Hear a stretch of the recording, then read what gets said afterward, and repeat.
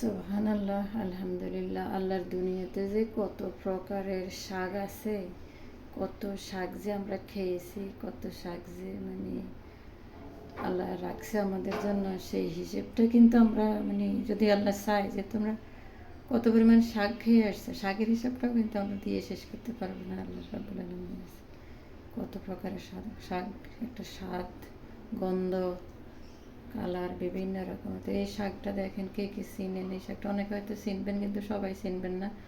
এটা হলো গ্রাম বাংলার একটা বিলুপ্ত প্রায় শাক বলা যায়, অ্যাভেলেবেল এগুলো পাওয়া যায় না। যে বড় বন বাদারে এগুলা একান্ত প্রাকৃতিকভাবেই কিন্তু হয় এই শাকটা। এটা হলো ঢেঁকির শাক, এটার নাম হলো ঢেঁকির শাক। আমাদের কী বলে গ্রাম থেকে আনা হয়েছে এই শাকটা, পাঠানো হয়েছে গ্রাম থেকে। তো এই শাকটা আজকে আমি রান্না করব। ঢেঁকির শাকটার সাথে কাঁঠালের বিচি থাকবে, কাঁঠালের বিচি দিয়ে শুটকি দিয়ে এই শাকটা আমি আজকে রান্না করব। দেখতে পাচ্ছেন শুটকি নিলাম, কাঁঠালের বিচি নিলাম, পরিমাণ মতো কাঁঠালের বিচি নেব, সবগুলো অবশ্য নেব না। তো এই শাকটা আমি আজকে রান্না করব, আপনাদেরকে দেখাবো কিভাবে আমি রান্না করি এই শাকটা। আর এই যে আপনাদেরকে দেখাচ্ছি শাকের সাথে কিন্তু পেঁপেটাও গ্রাম থেকে পাঠিয়েছে, আমার ননদ পাঠিয়েছে আমার জন্য। আলহামদুলিল্লাহ, মাশাল্লাহ, শুক্রিয়া। এই যে দেখেন, একটা হলো কি এই বলে এটাকে, মজার বিষয় হলো কাঁচা পেঁপেটা, এটা হলো সবুজ পেঁপেটা কাঁচা খাওয়ার জন্য পাঠিয়েছে। আর এইটা সবার আগে পাইকে গেছে, এটা দেখেন নরম হয়ে গেছে, ওগুলো কিন্তু শক্ত আছে, দেখতে হলুদ কিন্তু এগুলো শক্ত। আর ওইটা সবার আগে পাকছে, কাঁচাটাই পাকছে আগে। ওই যে হলুদগুলো হলো থাই পেঁপে, ওগুলো একটু শক্তই থাকে, পাকলেও শক্ত থাকে। আর একটা বিষয় হলো ইন্টারেস্টিং, আমি এই যে পেঁপের বিচিগুলা আমার ননদ যখন বাসায় আসছে তখন ওনার জন্য আমি দিয়েছিলাম যে বাড়িতে নিয়ে বিচি লাগাই। তো ওই যে বিচি থেকে গাছ হয়েছে, পেঁপে হয়েছে, এখন ওনার ভাই বাড়িতে গেছে করে পেঁপে দিয়ে পাঠাইছে, মাশাল্লাহ, আলহামদুলিল্লাহ। তো এখন এই যে এগুলো আমি রান্না করব। পটলে বিচি বাছতে অনেক সময় লাগে, আপনারা সাথে থাকেন আর ভালো লাগবে অবশ্যই ইনশাআল্লাহ। এই তো দেখতে পাচ্ছেন আমি নিয়ে আসলাম কাঁঠালের বিচি। কি থাকছে আমার আজকের যে ঢেঁকির শাক রান্নাতে থাকছে যে হেলেন ডাল, আমাদের এলাকায় হয় এই ডালটা, আপনারা চিনেন কি না এটার নাম, আমাদের দেশে হেলেন ডাল বলে, আপনাদের এলাকায় কার কোন কী নামে বলে জানি না।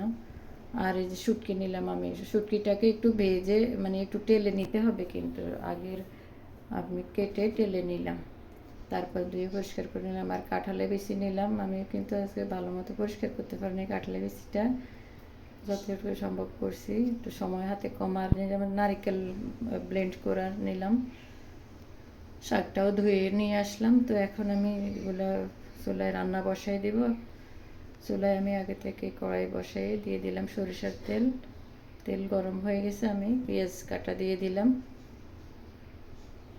পেঁয়াজটা একটু নেড়ে ছেড়ে হালকা ভেজে নিব 1 মিনিটের মতো।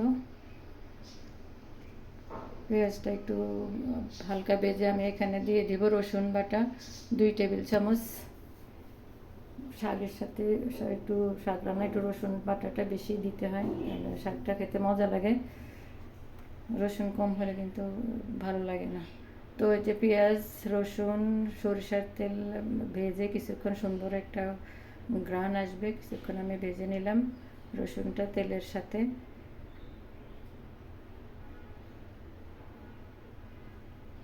সুন্দর কিন্তু একটা ফ্লেভার আসে রসুন ভাজার। তো আমি এখানে অল্প করে পানি দিয়ে দিব, 1 কাপ পানি দিব।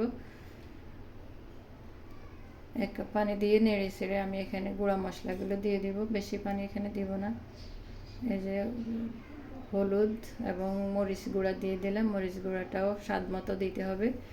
শাকের সাথে যদিও বেশি ঝাল যায় না, কিন্তু যে কাঁঠালের বিচি এবং নারকেল এগুলো কিন্তু একটু মিষ্টি মিষ্টি ভাব, তো এই জন্য মরিচটা একবার কম হলেও ভালো লাগবে না। তো আমি মশলাগুলো দিয়ে স্বাদ মতো লবণ দিয়ে আর এখানে একটু নেড়ে ছেড়ে শুটকিগুলো দিয়ে দিলাম। শুটকিগুলো দিয়ে আমি শুটকিগুলোকে 2 মিনিটের মতো রান্না করে নিব মশলার সাথে।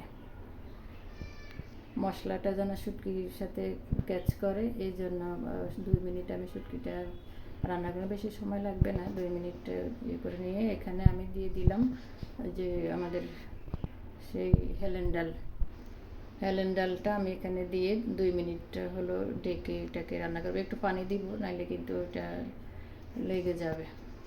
তো ডালের বাটিটা ধুয়ে আমি এখানেও 1 কাপ পানি দিয়ে হলো নেড়ে চেড়ে ওখানে ঢাকনা দিয়ে আরও 2 মিনিট কিন্তু হেলেন ডালটা সিদ্ধ করব আমি।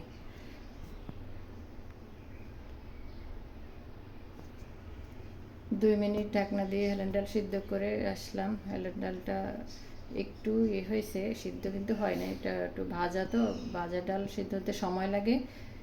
তো কিছুটা সিদ্ধ হলে আমি এখানে দিয়ে দিব কাঁঠালের বিচিগুলো। কাঁঠালের বিচিগুলোকে আমি 2 ফালি করে কেটে নিছি।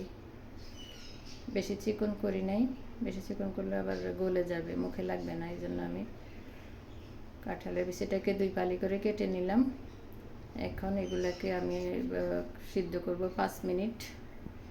কাঁঠালের বিচি ডাল একসাথে সিদ্ধ করব এখন 5 মিনিটের মতো। কাঁঠালের বিচিটা কিন্তু ভালোই শক্ত হয়েছে, আমি তো ভাবছি তাড়াতাড়ি সিদ্ধ হবে। আমি এখানে অফ ক্যামেরায় একটু পানি দিয়ে 5 থেকে 7 মিনিট কাঁঠালের বিচিটা সিদ্ধ করে নিছি। তো এখন মোটামুটি কাঁঠালের বিচিটা সিদ্ধ হয়ে গেছে, ডালও সিদ্ধ হয়ে গেছে, ঝোলটা ঘন হয়ে আসছে, দেখে বোঝা যাচ্ছে যে এগুলা মোটামুটি সিদ্ধ হয়ে আসছে, 60-70% সিদ্ধ হয়ে গেছে। বাকিটা শাকের সাথে সিদ্ধ হবে, দেখতে পাচ্ছেন, বোঝা যাচ্ছে কিন্তু সুন্দর মতো একটা কনসিস্টেন্সি আসছে। এখন আমি এখানে শাকগুলা দিয়ে দিব। সে আমার ন্যাচারাল 100% ন্যাচারাল, সারবিহীন, কীটনাশকবিহীন, প্রাকৃতিকভাবে এগুলার জন্ম হয়। তো শাকটা আমি দিয়ে দিলাম এখানে, এই যে ডালের সাথে দিয়ে ভালো করে কিন্তু শাকটা আমি 2 মিনিটের মতো নেড়ে চেড়ে এগুলাকে একটু নুয়ে আসা পর্যন্ত নাড়বো। শাকটা নুয়ে আসা পর্যন্ত নাড়বো। শাকের সাথে ঢাকনা হলো যত কম দেওয়া যায় তত ভালো, না দিলে আরও ভালো। তো আমি কিছুক্ষণ নেড়ে টেড়ে শাকটা নুয়ে আসা পর্যন্ত এখানে হলো ঢাকনা দিয়ে দিব, নেড়ে চেড়ে কিছুক্ষণ। একটু ঢাকনা দিতে হবে, আমাদের হাতে সময় কম, নাহলে আস্তে আস্তে আগুন দিয়ে যদি ঢাকনা ছাড়া রান্না যায় তাহলে হলো শাকের কালারটা থাকে, অটুট থাকে, এটা আর হয়, ডিসকালার হয় না। তো দেখতে পাচ্ছেন সুন্দর নুয়ে আসছে নাড়তে নাড়তে কিন্তু শাকটা। তো আমি এখন 2 মিনিট ঢাকনা দিয়ে আর একটু ভাপ দিয়ে নেব শাকটাকে। 2 মিনিট পর ফিরে আসলাম। শাকের থেকে পানি বেশি বের হয় নাই, মোটামুটি মাখামাখাই আছে। আমি এখন এখানে একটু নেড়ে চেড়ে এই ঝোলটা দিয়ে দিব।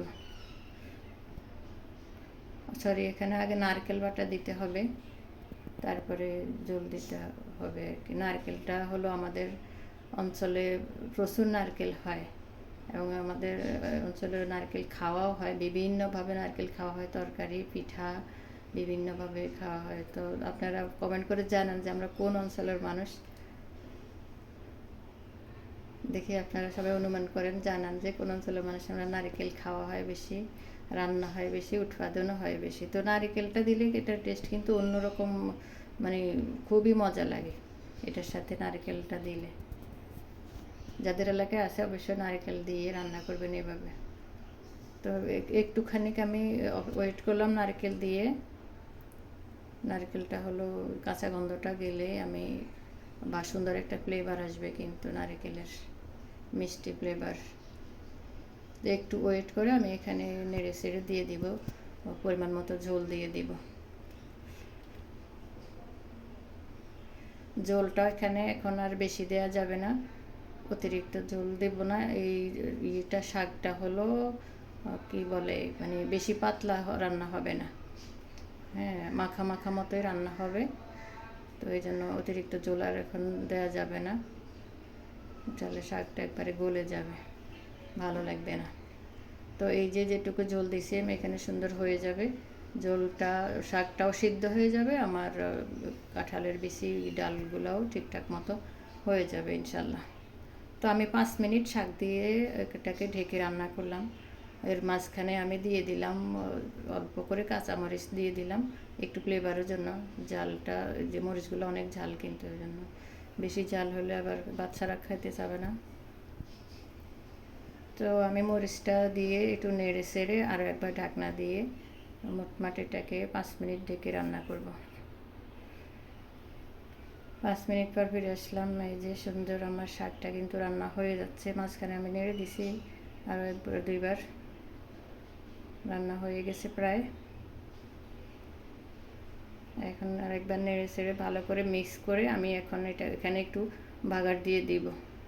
বাগারের জন্য আমি অল্প করে তেল দিলাম, বেশি তেল কিন্তু খাওয়া হয় না, যেহেতু শুরুতে তেল দিয়ে বসাইলাম আমি। তো অল্প তেল দিয়ে আমি এখানে পেঁয়াজ এবং রসুনের মিক্স করে বাগার দিব। পেঁয়াজ এবং রসুন মিক্স করে বাগার দিলে বাগারের ফ্লেভারটা অনেক সুন্দর হয়। শুধু রসুনও ভাল লাগে না, আবার শুধু পেঁয়াজ দিলেও ভাল লাগে না। পেঁয়াজ রসুন মিক্স করে বাগারটা আমি হয়ে গেলে এখানে ঢেলে দিলাম। এই যে বাগারটা দিয়ে দিলাম আমি সবটুকু। তো এখন এটাকে মিক্স করে নিব। তো মাশাআল্লাহ খুবই মানে ভালো লাগলো, আর রান্না করতে আর খেতেও যে এই এটা এত মজা হয়েছে শাকটা, আসলে আপনাদেরকে না খাওয়াইলে কিন্তু আপনারা বুঝবেন না।